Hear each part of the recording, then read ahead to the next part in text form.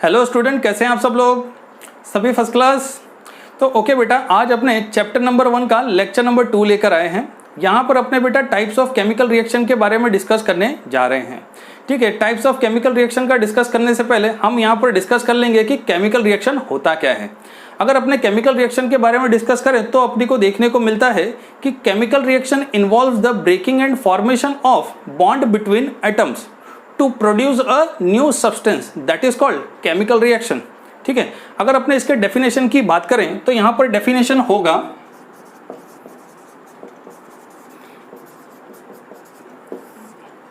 Chemical reaction की। अगर अपने बात करें तो यहां पर होता है chemical reaction involve the breaking and formation of bond between atom to produce, ठीक है, involves the breaking and formation of bond between atom to produce new substance that is called chemical reaction.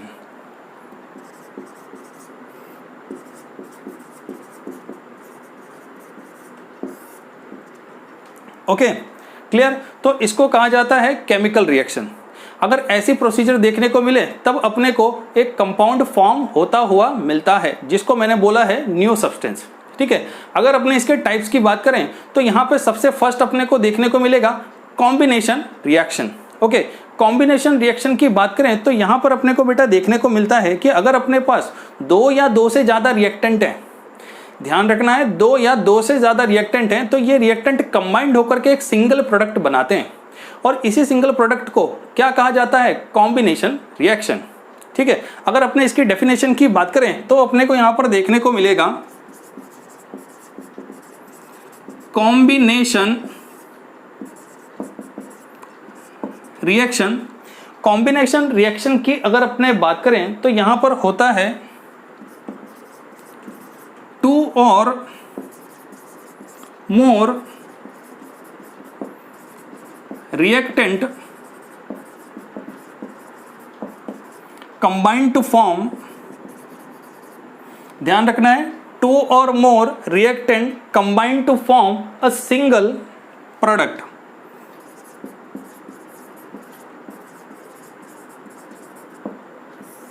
ठीक है, that is called combination reaction. अगर हम combination reaction को एक example से समझें तो अपने को देखने को मिलेगा कि कॉम्बिनेशन रिएक्शन एग्जैक्टली होता क्या है। ठीक है, तो इस एग्जाम्पल को पहले मैं एक एक्टिविटी से बताता हूं और फिर उसके केमिकल रिएक्शन को लिखते हैं। ठीक है, अगर अपने इसकी एक्टिविटी की बात करें, ठीक है बेटा, तो यहां पर मैंने एक बीकर लेके रखा है और इस बीकर के अंदर बेटा अपने ने लिया है CaO। ठीक है, CaO को कहा जाता है कैल्शियम ऑक्साइड। ठीक है, अपने इसको क्विक लाइम के नाम से भी जानते हैं। ठीक है, और इसमें डाल दिया जाए स्लोली वाटर। तो ध्यान रखना है कि यहां पर विगोरसली रिएक्शन अपने को देखने को मिलती है और ड्यूरिंग द रिएक्शन अपने को मिलेगा CaOH2। ओके, ये क्या है? वाटर, और ये है CaO। अगर इनके बीच की अगर अपने रिएक्शन की बात करें तो बेटा रिएक्शन होगा CaO एंड वाटर। ठीक है, ड्यूरिंग द रिएक्शन अपने को देखने को मिलता है CaOH2। क्लियर? CaOH2। ध्यान रखना है कि CaO वेग्योरसली रिएक्ट विथ वाटर। ध्यान रखना है, CaO वेग्योरसली रिएक्ट विथ वाटर और ड्यूरिंग द रिएक्शन बेटा अपने को देखने को मिलता है CaOH2। ठीक है, और अगर अपने इसको डेफिनेशन से रिलेट करें, ध्यान रखना है कि ये कॉम्बिनेशन रिएक्शन है, जैसा कि मैंने बोला था, टू और मोर सब्सटेंस। ठीक है, और अपने ने यहां पर क्या बोला था? To or more reactant. चलो यहां पर मैंने सब्सटेंस बोल दिया।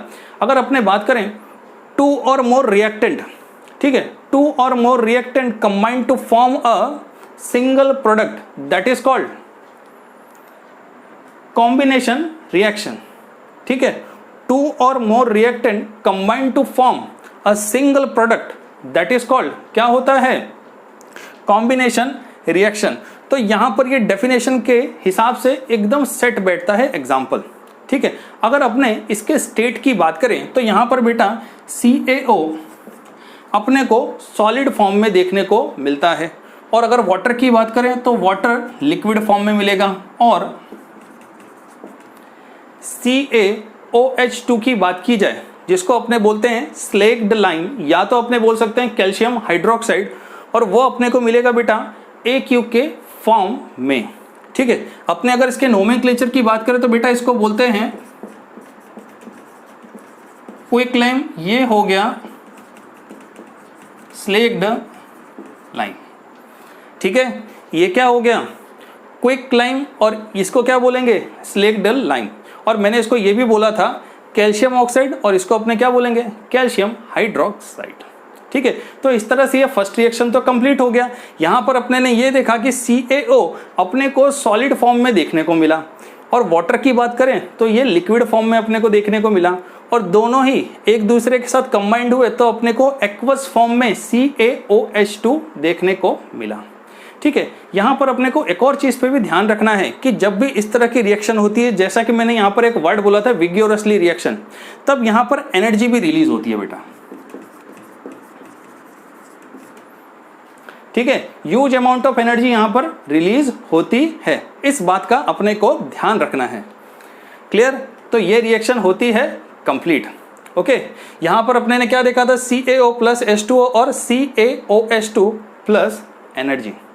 क्लियर, तो इस तरह से इसका फर्स्ट रिएक्शन कंप्लीट होता है। क्लियर, जहां पर अपने ने क्या देखा था कि कॉम्बिनेशन रिएक्शन के अंदर 2 और मोर रिएक्शन अपने ने लिए थे, और ये दोनों ही कंबाइंड होकर के क्या बनाते हैं प्रोडक्ट। ठीक है, अगर हम इसके थोड़ा डीप में जाते हैं, थोड़ा सा डीप डिस्कशन करें, तो बेटा यहाँ पर अपने को ये देखने को मिलता है कि जैसे कि यहाँ पर अपने ने CaOH2 को प्रोड्यूस किया। ठीक है, इसका यूज होता है व्हाइट वॉशिंग ऑफ वॉल में, ध्यान रखना है।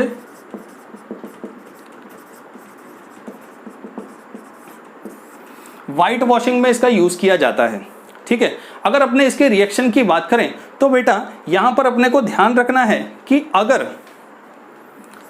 CaOH2 का रिएक्शन कार्बन डाइऑक्साइड के साथ करवाया जाए, ध्यान रखना है CaOH2 का रिएक्शन CO2 के साथ रिएक्ट करवाया जाए, कार्बन डाइऑक्साइड के साथ अगर अपने इसको रिएक्ट करवाएं, तब अपने को यहां पर मिलता है CaCO3।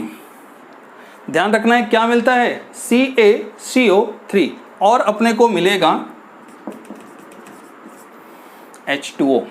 ठीक है, और अगर अपने इसके स्टेट की बात करें तो इसका स्टेट होगा, ये तो हो गया AQ, बिकॉज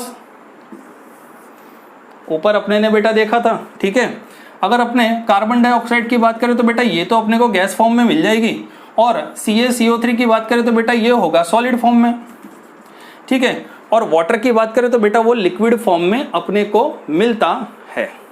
क्लियर, ओके, तो इस तरह से ये वाली रिएक्शन भी कंप्लीट हुई। अगर अपने यहाँ पर व्हाइट वॉशिंग ऑफ वॉल की बात करें, ठीक है, तो यहाँ पर अपने को ध्यान रखना है कि जब भी ये रिएक्शन बनती है तब वॉल के ऊपर एक थिन लेयर सी बन जाती है। ठीक है, और 2 से 3 दिनों के बाद, ध्यान रखना है कि 2 से 3 दिनों के बाद ये जो लेयर है, ठीक है, इसमें अपने को फिनिशिंग देखने को मिलती है। क्लियर, तो वो फिनिशिंग किसकी वजह से होती है CaCO3 की वजह से। ठीक है, तो यहाँ पर ये रिएक्शन तो हुआ कंप्लीट। ठीक है, अगर अपने इसके दूसरे ही रिएक्शन की बात करें जो कि कॉम्बिनेशन रिएक्शन से रिलेटेड है, ध्यान रखना है, जो कि कॉम्बिनेशन रिएक्शन से रिलेटेड है, तो यहाँ पर अपने लेंगे कि अगर बर्निंग ऑफ कोल की बात करें, ठीक है, ध्यान रखना है कि बर्निंग ऑफ कोल की बात करें तो यहां पर अगर कोल को ऑक्सीजन की प्रेजेंस में गर्म कराया जाए तब मिलता है बेटा CO2। ठीक है, यहां पर कार्बन होगा सॉलिड फॉर्म में, और ऑक्सीजन की बात करें तो बेटा ये गैस फॉर्म में होगा, और कार्बन डाइऑक्साइड की बात करें तो बेटा ये भी अपने को गैसियस फॉर्म में मिलता है। तो यहाँ पर मैंने इसके स्टेट के बारे में भी आपको बता दिया, और ये किस तरह से बेटा प्रोडक्ट बनाता है वो भी अपने ने बता दिया है। यहाँ पर अपने को देखने को मिला कि ये कंप्लीटली कॉम्बिनेशन रिएक्शन को फॉलो कर रहा है।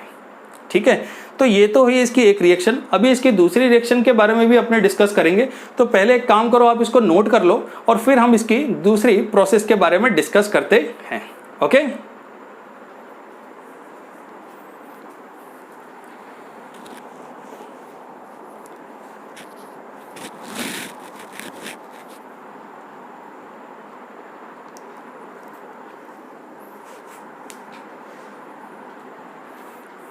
ओके, अगर हम इसकी दूसरी प्रोसेस के बारे में बेटा डिस्कस करें,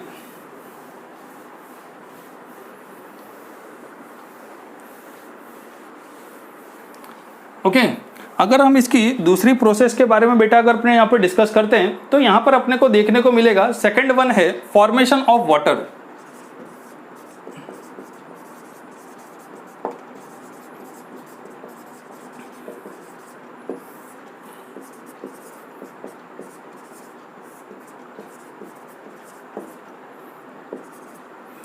ओके, यहाँ पर अगर अपने हाइड्रोजन की बात करें तो बेटा हाइड्रोजन अपने पास गैसियस फॉर्म में है। ऑक्सीजन की बात करें तो ऑक्सीजन भी अपने पास गैसियस फॉर्म में है।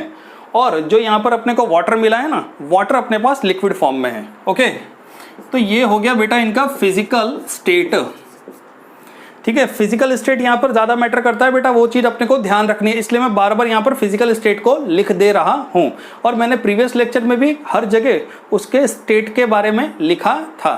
ठीक है, तो यहाँ पर बेटा अपने ने क्या देखा कि फॉर्मेशन ऑफ वाटर के अंदर बेटा अपने ने ये देखा कि अपने पास यहाँ पर क्या है H2 और O2 दोनों ही कंबाइंड होकर के क्या बने 2H2O। ठीक है, और यहाँ पर होता है वाटर का फॉर्मेशन। ठीक है, अगर अपने यहाँ पर नेक्स्ट रिएक्शन की बात करें तो नेक्स्ट रिएक्शन के बारे में डिस्कस करने से पहले थोड़ी सी बात कर लेते हैं। जैसे कि अगर यहाँ पर कोई भी रिएक्शन होती है, दिमाग में इस चीज को सेट कर लो, अगर कोई भी रिएक्शन होती है तो ध्यान रखना है कि वहां पर ह्यूज अमाउंट में एनर्जी रिलीज होती है। ठीक है, तो एनर्जी रिलीज होती है या तो आपने बोल सकते हैं कि इवॉल्व होती है। तो अगर कहीं भी ड्यूरिंग द रिएक्शन, ध्यान रखना है, कहीं भी ड्यूरिंग द रिएक्शन अगर एनर्जी इवॉल्व हो तो बेटा उसको क्या कहा जाता है, एक्सोथर्मिक प्रोसेस। क्या बोलते हैं, exothermic.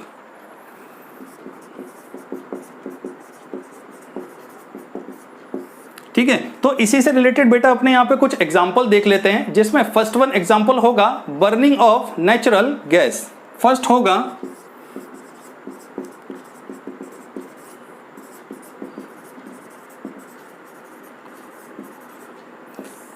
Burning of natural gas की अगर अपने यहाँ पर बात करें तो यहाँ पर बेटा अपना रिएक्शन है जैसे कि CH4 and 2O2। तो बेटा यहाँ पर अपने को रिएक्शन देखने को मिलती है CO2 and 2H2O। Clear, CH4 and 2O2 अगर अपने इसको बोलते हैं बेटा मीथेन और ये है अपना ऑक्सीजन। ध्यान रखना कि मीथेन ऑक्सीजन की प्रेजेंस में क्या होगी, बर्न होगी। तब बेटा यहाँ पर अपने को क्या देखने को मिलेगा, कार्बन डाइऑक्साइड एंड वाटर। और अगर अपने यहाँ पर इसके स्टेट की बात करें तो मीथेन अपने को गैसियस फॉर्म में मिलेगी, ऑक्सीजन अपने को गैसियस फॉर्म में मिलेगी, कार्बन डाइऑक्साइड गैसियस फॉर्म में मिलेगी और यहाँ तो वाटर भी गैसियस फॉर्म में मिलेगा। तो वाटर कैसा गैसियस फॉर्म में मिल सकता है। ठीक है, तो यहाँ पर बेटा ध्यान रखो कि अगर वाटर का स्टेट गैसियस है तब वहाँ पर वो होगी स्टीम के फॉर्म में। किस फॉर्म में होगी, स्टीम के फॉर्म में। ओके, तो इस तरह से ये रिएक्शन होती है कंप्लीट। क्लियर, अगर अपने नेक्स्ट रिएक्शन की बात करें तो नेक्स्ट होता है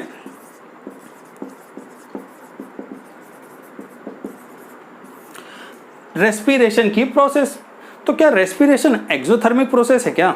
ठीक है, एक्सोथर्मिक में तो मैंने बोला कि भैया यहाँ तो इवोल्यूशन होता है, तो रेस्पिरेशन कैसे हुई?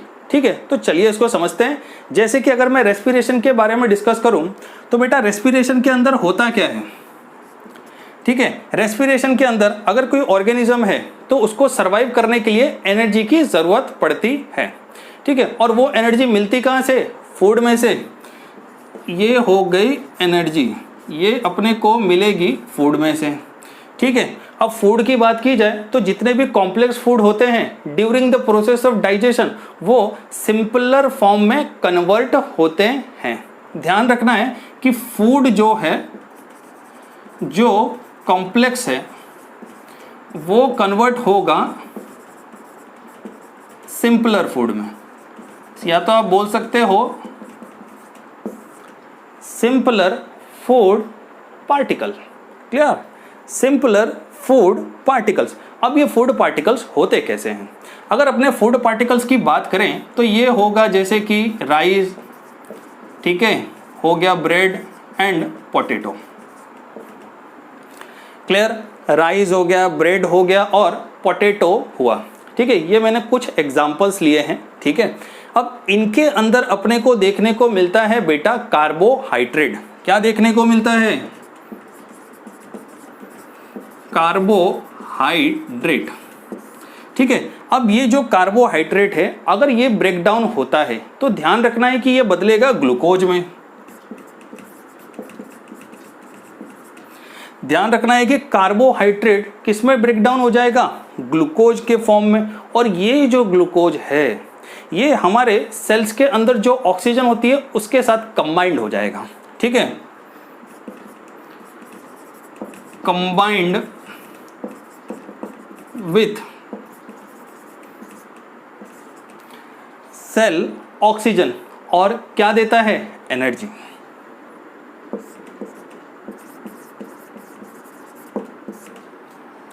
ठीक है, तो देखो इतनी लंबी प्रोसेस होती है तो इसको बोल तो सकते हैं ना एक्सोथर्मिक, बिकॉज एनर्जी तो रिलीज हो रही है।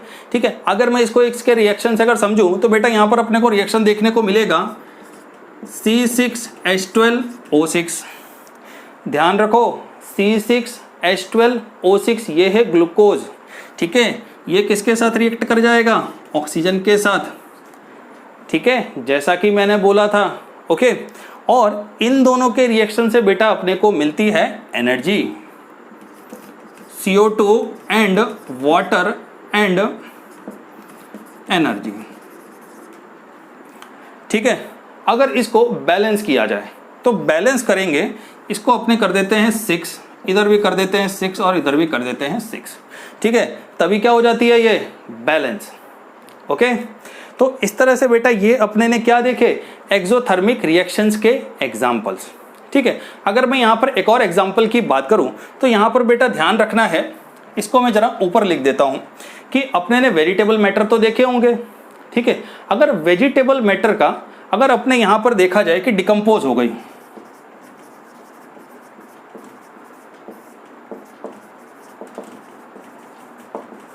ठीक है, तो वो किस में कन्वर्ट हो जाएगी? कंपोस्ट में बदल जाती है। ठीक है, तो ये भी चलो इसका एक एग्जाम्पल हो गया। ठीक है, तो यहां पर बेटा अपने ने क्या देखे? कॉम्बिनेशन रिएक्शन के एग्जाम्पल्स। ठीक है, जिसमें मैंने यहां पर फॉर्मेशन ऑफ वाटर के बारे में डिस्कस किया और फिर अपने एक पास आया था एक्सोथर्मिक।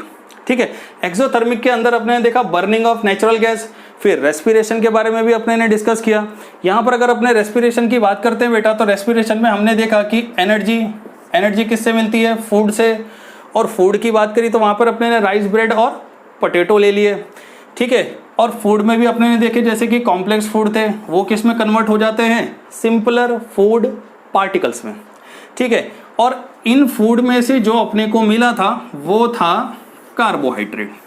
ठीक है, कार्बोहाइड्रेट कन्वर्ट हो गया ग्लूकोज में। ठीक है, और वो ऑक्सीजन के साथ कंबाइंड होकर के उसने क्या रिलीज कर दी? एनर्जी, जिसका हमने नीचे रिएक्शन भी देखा। ठीक है, अगर रिएक्शन के बैलेंसिंग की बात है तो बेटा जरा इसको बैलेंस भी आप कर ही लेना। ठीक है, और लास्ट वाला जो था decomposition of veg material to compost. Okay, तो इस तरह से कॉम्बिनेशन रिएक्शन कंप्लीट होता है। ठीक है, तो आप पहले इसको देख लो और फिर हम नेक्स्ट के बारे में डिस्कस करते हैं। ओके, अगर हम नेक्स्ट रिएक्शन की बात करें तो बेटा नेक्स्ट रिएक्शन अपने को देखने को मिलता है decomposition reaction. Okay,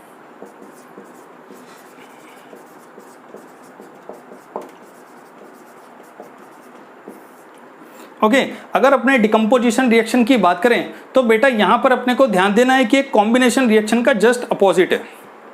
combination reaction के अंदर अपने क्या देखते थे कि बेटा अपने पास 2 या 2 से ज़्यादा रिएक्टेंट होती थी और वो कंबाइंड होकर के बनाती थी बेटा एक सिंगल प्रोडक्ट।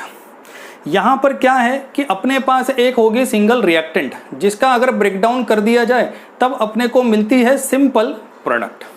ओके, तो हो गया ना एक दूसरे का अपोजिट। ओके, और अगर अपने इसके रिएक्शन की बात करें तो बेटा ध्यान देना है कि इसके रिएक्शन में भी सेम फंडा अपने अप्लाई करेंगे, लेकिन उस रिएक्शन को अपने एक एक्टिविटी से समझ लेते हैं। जैसे कि मैं यहाँ पर एक बंसन बर्नर ले लेता हूँ, ठीक है, और यहाँ पर बेटा अपने ने क्या ले लिया, एक टेस्ट ट्यूब। ध्यान रखना है, वैसे तो यहाँ पर ऑब्जेक्ट है, फिलहाल अपने ने कोई ऑब्जेक्ट यहाँ पे रखा नहीं है कि कोई इसको पकड़ सके या ऐसा कुछ, ठीक है, खाली बस अपने को इसी से समझ लेना है। जैसे कि इस टेस्ट ट्यूब के अंदर मैंने लिया है FeSO4, ठीक है। FeSO4 को ध्यान देना है कि मैं हीट दे रहा हूँ, ठीक है। अगर अपने इसकी रिएक्शन से समझे तो बेटा यहाँ पर है FeSO4, इसको मैं यहाँ पर दे रहा हूँ हीट, ठीक है। FeSO4 मेरे पास है सॉलिड फॉर्म में, तो मेरे को यहाँ पर मिलता है Fe2O3। ओके, क्या मेरे को यहाँ पर क्या मिलता है, Fe2O3 and SO2 and SO3। Fe2O3 की बात करूं तो इसका जो स्टेट है वो होता है सॉलिड, क्लियर। और ये हो गया जी, ये भी हो गया जी, क्लियर। ओके, ध्यान रखना कि यहां पर मैंने आपको डेफिनेशन में क्या बोला था। डेफिनेशन में मैंने आपको ये बोला था कि अपने पास होगा सिंगल रिएक्टेंट। सिंगल रिएक्टेंट को अगर ब्रेक डाउन किया जाए तो सिंपल प्रोडक्ट मिलती है। अपने पास क्या होती थी, सिंगल रिएक्टेंट, ठीक है। इसको अपने ने क्या किया, ब्रेक डाउन, और फिर अपने को क्या मिल गया, एक सिंपल प्रोडक्ट। ओके, इन स्टेप्स को फॉलो करो, ये डेफिनेशन बन जाएगी इसकी। ओके, तो वो यहां पर अप्लाई अपने ने किया तो बेटा देखने को मिलता है कि नहीं, हो रही है कि नहीं अप्लाई, ठीक है। अगर अपने यहां पर बेटा इस रिएक्शन की बात करें तो यहां पर बेटा अपने को देखने को मिलता है कि इस डिकम्पोजिशन रिएक्शन के अंदर FeSO4 की अगर बात की जाए, ध्यान रखना है कि अगर यहाँ पर FeSO4 की बात की जाए तो ये तो है अपने पास रिएक्टेंट, जिसको मैंने हीट किया तब यहाँ पर मेरे को मिलता है Fe2O3 SO2 and SO3। FeSO4 की बात करें तो बेटा इसका स्टेट है क्या, S, सॉलिड, ठीक है। और अगर इसके कलर की बात की जाए तो बेटा इसका कलर अपने को देखने को मिलता है ग्रीन, ठीक है। लेकिन जब इसको गर्म किया जाता है तब इसके कलर में आ जाता है चेंज, ठीक है। तो Fe2O3 भी क्या है, सॉलिड फॉर्म में। SO2 की बात करें तो बेटा SO2 क्या है, गैसियस फॉर्म में, और SO3 भी गैसियस फॉर्म में अपने पास अवेलेबल है, ठीक है। तो यहाँ पर अपनी डेफिनेशन यहाँ पर प्रूव होती है कि अपने पास एक सिंगल रिएक्टेंट था और उसको अगर ब्रेक डाउन किया तो बेटा अपने को क्या मिल गए, सिंपल प्रोडक्ट्स, ठीक है।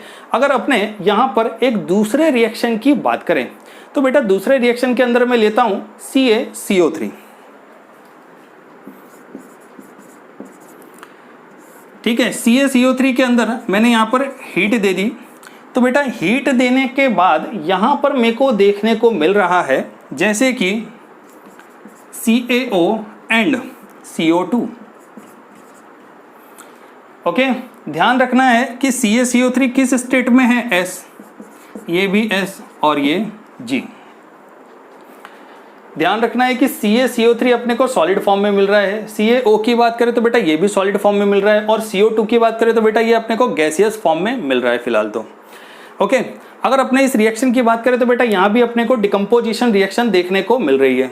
कैसे, जैसे कि CaCO3 है, हमने क्या किया, इसको ब्रेक कर दिया, ठीक है, with the help of heat. हमको यहाँ पर देखने को मिला CaO एंड CO2। CaO की बात करें तो बेटा अपने इसको बोलते थे क्विक लाइन, ठीक है। और अगर इसके स्टेट की बात की जाए तो बेटा ये अपने पास सॉलिड स्टेट में है, और CaCO3 की बात करें तो बेटा ये भी अपने पास क्या है, सॉलिड स्टेट में है, और CO2 अपने पास कैसे स्टेट में है, ठीक है, क्लियर। तो इस तरह से ये वाली रिएक्शन भी होती है कंप्लीट, क्लियर। ध्यान रखना है कि यहाँ पर जितनी भी रिएक्शन है ना, सब में अपने फंडा कुछ यही अप्लाई कर रहे हैं, ठीक है। हमको यहाँ पर ध्यान रखना है कि अगर आप लेबोरेटरी में कर रहे हैं तब यहाँ पर ध्यान रखना है कि अपने पास होल्डर होता है, होल्डर से इसको कैरी करना होता है, ठीक है। होल्ड करने के बाद यहाँ पर आपको ध्यान देना है, ना तो अपने सामने रखना है, ना तो बाजू में कोई खड़ा है, या तो नेबर बाजू में कोई भी खड़ा है उसके सामने भी नहीं रखना है। क्यों? क्योंकि ड्यूरिंग द रिएक्शन क्या होती है कि इसमें से स्मेल होती है या फिर कुछ ऐसा हो सकता है जो कि हार्मफुल होता है। Okay, clear? तो ये रिएक्शन हो गई। नेक्स्ट रिएक्शन की अगर अपने बात करें तो बेटा यहाँ पर अपने नेक्स्ट लेने जा रहे हैं। नेक्स्ट अपने यहाँ पर रिएक्शन लेते हैं PbNO3 ठीक है। PbNO3 इसको बोला जाता है लेड नाइट्रेट। लेड नाइट्रेट की बात करें तो बेटा यहाँ पर अपने ले रहे हैं PbO, लेड ऑक्साइड इसको कहा जाता है, ठीक है। नेक्स्ट वन की बात करें तो बेटा यहाँ पर आता है 4NO2 and O2। Clear? Okay. अगर हम इनकी बात करें तो बेटा ये अपने को सॉलिड फॉर्म में मिलते हैं, और NO2 और O2 की बात करें तो बेटा ये अपने को गैसियस फॉर्म में मिलते हैं।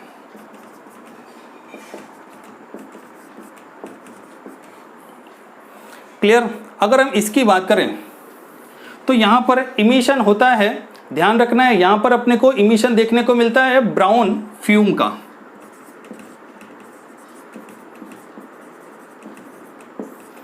ठीक है, और ये जो ब्राउन फ्यूम्स अपने को देखने को मिलती है वो होती है इसकी वजह से। क्लियर? ओके। तो इस तरह से ये वाली रिएक्शन भी अपनी होती है कंप्लीट। ठीक है।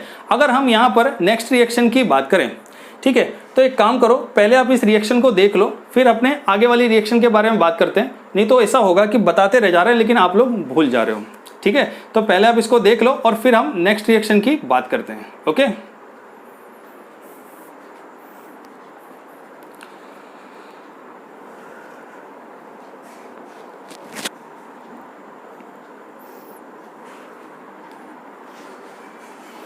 ओके, अगर अपने यहाँ पर नेक्स्ट रिएक्शन की बात करें तो बेटा यहाँ पर अपने को देखने को मिलता है कि जैसे कि AgCl, ठीक है, यहाँ पर मैंने बेटा यूज़ किया है सनलाइट।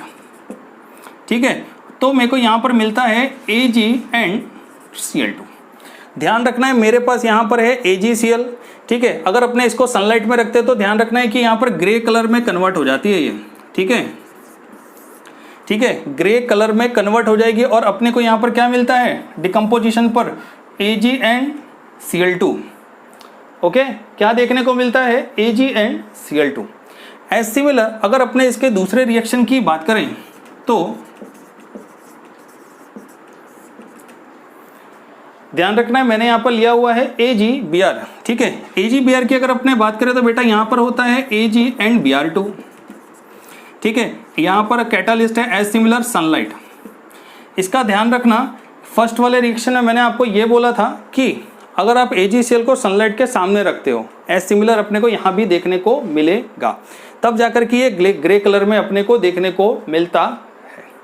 ठीक है, अगर अपने नेक्स्ट वाले रिएक्शन की बात करें तो बेटा इसकी प्रोसेस तो एज सिमिलर है, बिहेव भी सेम ही करेगा। ठीक है, इसका अगर यूज की बात करें तो ये white and black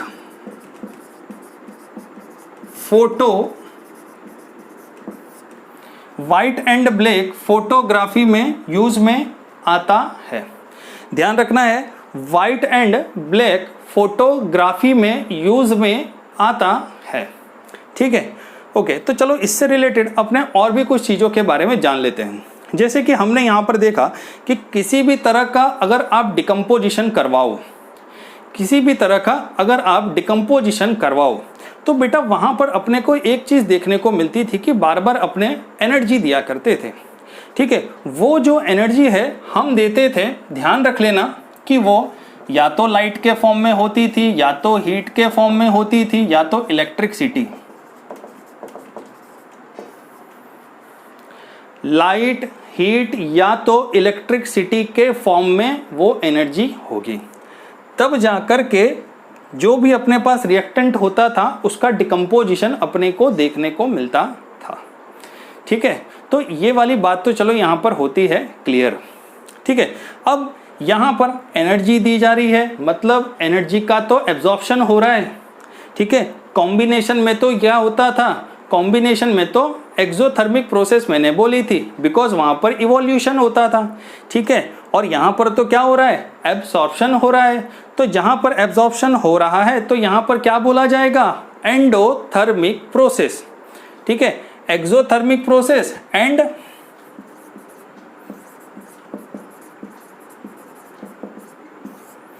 endothermic process. ध्यान रखना है कि अगर गैस का या तो हीट का इवोल्यूशन हो ड्यूरिंग द केमिकल रिएक्शन तो उसको बोला जाएगा एक्सोथर्मिक, और अगर एब्जॉर्प्शन हो तो बेटा उसको अपने बोलते हैं एंडोथर्मिक। Okay, clear.